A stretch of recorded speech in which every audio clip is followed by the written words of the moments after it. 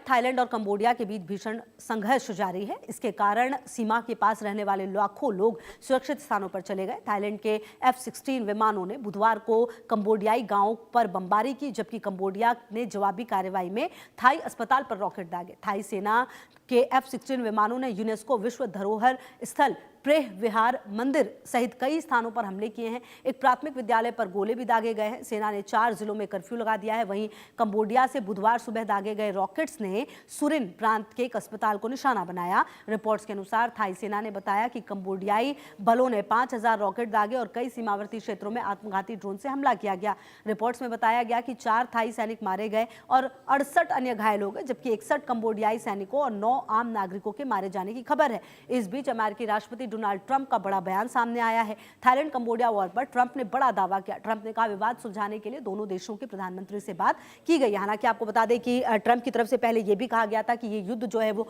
खत्म हो गया है। लगभग 45 से 50 दिन पहले, अगर आपको याद हो, तो दोनों देशों के जो मंत्री हैं वो बैठे हुए थे और जो ट्रंप है उन्होंने शांति समझौता कराया था, ऐसा कहा गया था। और हमारे साथ संजीव श्रीवास्तव जी जुड़े हैं बातचीत करने के लिए। कहीं ना कहीं संजीव जी, देखिए ये जो दोनों देश हैं, बहुत स्वागत है आपका, गुड आफ्टरनून सर। जो ये दोनों देश हैं सर, इन दोनों देशों के बीच 45 दिन पहले, लगभग 50 दिन पहले जो ट्रंप है उन्होंने कह दिया था कि भाई दोनों देशों में सब शांति है, सब ठीक है। लेकिन एक बार फिर से दोनों देशों के बीच में आग सुलगती हुई नजर आ रही है और कोई ये भी नहीं देख रहा कि क्या रिहायशी इलाका, काम क्या आम इलाका, मतलब कोई भी मारा जा रहा है, आम लोगों को भी हिट किया जा रहा है। जी जी खुशबू जी, ये फिर से ये जो सीज फायर था वो जाहिर है कि वो ब्रेक हो गया है और कॉन्फ्लिक्ट्स जो है फिर से स्टार्ट हो गए हैं। इसका एस्केलेशन होता जा रहा है और थाईलैंड की तरफ से और कंबोडिया दोनों ही की तरफ से बड़ी कार्रवाइयाँ की जा रही हैं। अनेक जो है सिविलियंस, उसमें निर्दोष लोग मारे जा रहे हैं। और ये जो थाईलैंड और कंबोडिया के बीच का ये जो विवाद है, तो जाहिर है कि एक टेरिटोरियल डिस्प्यूट है, एक सीमा का विवाद है। और ये जो विवाद है वो 1950s से ही चला आ रहा है और इसको रिजॉल्व कराने के लिए हालांकि कोशिशें अवश्य की गई हैं, लेकिन जो ये विवाद इस वजह से भी बना रहता है क्योंकि ये जो पूरी सीमा है थाईलैंड और कंबोडिया की, वो क्लियरली और प्रॉपरली डिमार्केटेड नहीं है। कोई जॉइंट इस तरीके का अभी एफर्ट नहीं किया जा सका है। और वर्तमान समय में इसमें ये भी दिखता है कि जो दोनों ही, चाहे वो थाईलैंड हो या कंबोडिया हो, वो अपने अपने डोमेस्टिक कॉन्स्टिट्यूएंसी के दबाव में आकर के और उनको दिखाने के लिए कि वो कहीं से कम नहीं है और वो अपनी ऊपर होने वाले हमले का जवाब दे सकते हैं, वो जो डोमेस्टिक जो कंपल्सन्स होते हैं और डोमेस्टिक कॉन्स्टिट्यूशन प्रेशर होता है वो भी दिखाई देता है। लेकिन इसमें जो अगर इसको रिजॉल्व कराने के संदर्भ में मेरा ऐसा मानना है कि आसियान जो association for south east Asian nation है, 11 राष्ट्रों का ये जो समूह है, वो बड़ी भूमिका अदा कर सकता है। और अमेरिका के राष्ट्रपति डोनाल्ड ट्रंप ने पिछले बार जो सीज फायर उनके मीडिएशन जो उन्होंने उसमें किया, उसके माध्यम से कोलालमपुर में जो समझौता हुआ था, जाहिर है कि उसी तरीके के फिर से एफर्ट डालने की आवश्यकता है। और मेरा मानना है कि आसियान हो, चाहे वो अमेरिका हो, वो सभी इसमें एक्टिव होंगे। और राष्ट्रपति डोनाल्ड ट्रंप के तरफ से भी और व्हाइट हाउस की तरफ से भी इस संदर्भ में जो अपने कुछ बयान आए हैं, तो ये जाहिर है कि एक इस तरीके का जो फार्मूला दोनों ही पक्षों को निकालना होगा कि जिसमें कि वो अपनी फेस सेविंग भी कर सकें, अपनी कंस्टिट्यूएंसीज को दिखा भी सकें कि वो कहीं से झुके नहीं हैं और साथ ही साथ एक शांति भी स्थापित कर सकें। तो अभी देखना होगा कि क्या ये किस तरीके के एफर्ट्स होते हैं। लेकिन इसमें कोई दो राय नहीं है कि ये जो कॉन्फ्लिक्ट है वो फिर से आरंभ हो गया है। फिर से जो सीज फायर का वायलेशन करते हुए, उसे ब्रेक करते हुए दोनों राष्ट्रों ने एक दूसरे के ऊपर बड़े हमले कर दिए। और जैसा कि आपने कहा कि एक जो प्री विहार टेम्पल है और उसके अलावा जो अन्य कुछ इसी तरीके के जो टेम्पल्स हैं, उसके ओनरशिप को लेकर के पहले से ही 1950 के समय से ही ये विवाद चला आ रहा है और जो आज भी कायम है, जो कि इस बात को स्पष्ट रूप से दर्शाता है कि अंतर्राष्ट्रीय समुदाय में जो ये सीमा विवाद की जो स्थितियां होती हैं, इसका जो रेजोल्यूशन है वो अचानक नहीं हो जाता और उसके लिए काफ़ी लंबे प्रयास करने पड़ते हैं। डोनाल्ड ट्रंप जरूर इस बात का दावा करते हुए नजर आए कि उन्होंने ये भी युद्ध रुकवा दिया, इसी तरीके के दावे वो अन्य युद्धों के बारे में करते हैं। लेकिन अंतर्राष्ट्रीय राजनीति की और अंतर्राष्ट्रीय जो समुदाय की जो रियलिटीज़ हैं, जो ग्राउंड रियलिटीज़ हैं, वो बहुत ही हार्श होती हैं और इश्यूज़ बड़े जटिल होते हैं। और जब तक मेरा मानना है कि सीमा का जो क्लियर प्रॉपर डिमार्केशन नहीं होगा, किसकी ओनरशिप में क्या रहेगा, से कंबोडिया और थाईलैंड के बीच में कोई लॉन्ग टर्म कॉम्प्रहेंसिव जो फार्मूला और win win situation peace formula जब तक नहीं तलाशा जाएगा, तब तक इस बात की संभावना आगे भी बनी रहेगी कि ऐसे कॉन्फ्लिक्ट्स होते रहेंगे। लेकिन वर्तमान समय में अंतर्राष्ट्रीय समुदाय को इंटरवीन करने की निसंदेह आवश्यकता है।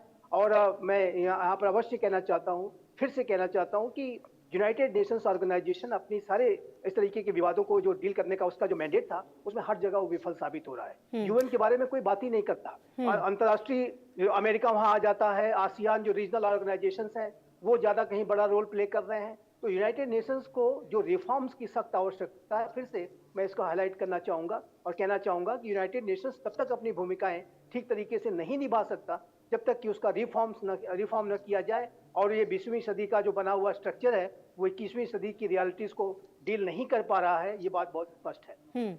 बिल्कुल। अच्छा संजीव जी, हम देख रहे हैं कि पिछले कुछ समय से दुनिया के मुहानों पर कई जो युद्ध हैं वो लड़े जा रहे हैं। अभी रूस यूक्रेन जंग जो है वो चल रहा है, इजराइल और हमास की अलग जंग चल रही है जो फिलिस्तीन से। इसके अलावा अगर ये एक और जंग शुरू होती है तो इसको किस तरीके से देखना होगा, और जो वादे दावे किए जाते हैं ट्रंप की तरफ से, इस बार फिर से उनके लिए कितना ज्यादा मुश्किल होने वाला है? क्योंकि लगातार कंबोडियाई सेना जो है वो ये कह रही है कि थाई सेना लगातार भड़काने वाले काम कर रही है और थाई सेना कह रही है कि हम ऐसा कुछ नहीं कर रहे। न आरोप प्रत्यारोप तो दोनों ही तरफ से लग रहे हैं। तो कुल मिलाकर क्या आने वाले समय में दुनिया में एक और युद्ध हम देख सकते हैं किस तरीके से लंबा जाने वाला है? जी, ये वर्तमान समय में अगर इसका ठीक तरीके से विजडम प्रिवेल नहीं करती है तो ये लंबा भी खिंच सकता है। हालांकि इस तरीके के जो एपिसोड्स हैं वो कंबोडिया और थाईलैंड के बीच में समय समय पे होते रहे। जैसा कि मैंने कहा 1950s से जब ये कंबोडिया फ्रेंच कॉलोनी थी तभी के समय से ये इस तरीके की जो विवाद की स्थितियां बनी थी। और उसके पहले भी इसकी जो जड़ें हैं वो सीमा के क्लियर और प्रॉपर डिमार्केशन न होने की वजह से भी रही हैं। और जो प्री वीआर टेम्पल हो चाहे अन्य जो टेम्पल्स हों, अन्य रिलीजियस साइट्स हों, उसके ओनरशिप को लेकर के विवाद का विषय रहा है। कभी जब कंबोडिया ने इस प्री वीआर के जो ग्लोबल रिकॉग्निशन के लिए यूनेस्को में उसको रखा तो उसको लेकर के भी विवाद शुरू हो गया था, हमने ये भी देखा था। तो ये जो पूरी सिचुएशन है वो जाहिर है कि आपसी बातचीत के माध्यम से और आपसी सहमति से ही रिजॉल्व हो सकती है। लेकिन उस तरीके की जो सहमति है वो बातचीत के लिए प्रयास करने होंगे। और इसमें चूंकि दोनों ही देशों के, जैसे कि मैंने कहा कि अपने अपने जो डोमेस्टिक पॉलिटिकल कंसिडरेशंस हैं वो भी इसमें प्ले आउट करते हुए दिखाई दे रहे हैं। कंबोडिया भी अपनी जनता के सामने ये दिखाना चाहता है कि वो थाईलैंड से कमजोर नहीं पड़ना चाहता। थाईलैंड की जो जनता की जो की सत्ता है, सरकार है, वो भी अपनी जनता के सामने जो है अपने आप को स्ट्रांग पेश करना चाहती है। तो जब इस तरीके के कंसिडरेशंस वहाँ पर हैं तो ऐसे में किसी थर्ड पार्टी जो रीजनल पार्टी हो सकती है, आसियान एक बड़ा रोल पिछले बार भी उसने प्ले किया था, पहले भी आसियान की भूमिका प्रमुख रही थी। तो आसियान एक बड़ा रोल प्ले अवश्य फिर से कर सकता है कि दोनों पार्टीज को वो नेगोशिएटिंग टेबल पर बातचीत के माध्यम से वो विवाद का शांत कराए और दोनों को ही इस तरीके का एक सलूशन निकाले कि वो अपनी अपनी जनता को बता सकें कि उनकी हार नहीं हुई है और उन्होंने एक गुड सेंस के साथ ये डील की है, सीज फायर की डील की है। तो इसी तरीके के जो प्रयास जो पिछले समय में किए गए थे जुलाई में, उसी तरीके के समय की जो के प्रयास करने की आवश्यकता है। अमेरिका के राष्ट्रपति डोनाल्ड ट्रंप का देखिए, मैं फिर से कहना चाहूंगा कि वो दावे तो बहुत बड़े बड़े करते हैं। रशिया यूक्रेन के युद्ध को वो कहते थे 24 घंटे के अंदर शांत करा लेंगे और अभी तक उसमें कोई ज्यादा प्रगति नहीं हो रही है। हर जगह रोड ब्लॉक्स दिखाई दे रहे हैं। उसी तरीके से जहां पर कोई आवश्यकता ही नहीं थी और न तो उनका कभी कोई रोल था ही, भारत और पाकिस्तान के बीच का जो कॉन्फ्लिक्ट हुआ था वो दोनों का बीच का बिल्कुल। अब देखना तो सर ये होगा कि आने वाले समय में इस युद्ध को कब रोका जाएगा और ये युद्ध कब रुकता है। बहुत शुक्रिया संजीव श्रीवास्तव जी आपका हमारे साथ जुड़ने के लिए और बातचीत करने के लिए। बढ़ते आगे खबर